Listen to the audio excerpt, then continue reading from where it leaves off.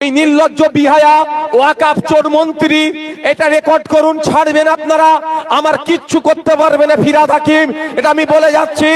ও ফিরহাদ হাকিম তো দূরের কথা, ওর নেত্রী মমতা ব্যানার্জি মিথ্যা মামলা দিয়ে আমাকে জেলে রাখতে পারে, এর থেকে বেশি কিছু আমার গায়ের একটা পশমও হিলাতে পারবে না। এই জমি চোর, ওয়াকাফ জমি চোর ফিরহাদ হাকিম বাংলার মানুষকে বিভ্রান্তের মধ্যে ফেলার জন্য তিনার বক্তব্যে একটা শুনলাম, তিনি বলছেন ওয়াকাফ সম্পত্তি নাকি দুটো সরকারের সম্পত্তি।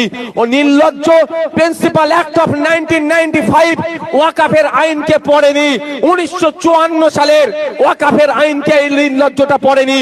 পড়ার সময় কি করে পাবে? তোলাবাজি করতে ব্যস্ত, স্যান্ডো গেঞ্জি পরে তোলা তুলতে ব্যস্ত, নারদার টাকা নিতে ব্যস্ত। ও নারদার টাকা নেবে না, আইনকে পড়বে ওই নির্লজ্জ বিহায়া। আমি এ ভাষায় কিন্তু কথা বলিনি, এবার আমাকে বলতে হবে। ওদেরকে যথেষ্ট সম্মান দিতাম, কিন্তু সম্মান নেওয়ার পাত্ররা যারা নয় তাদেরকে সম্মান দিতে হবে না। যে কুকুর যে ভাষাই বুঝবে তাকে সেই ভাষায় জবাব দিতে হবে। তাই ওই নির্লজ্জ বিহায়াটা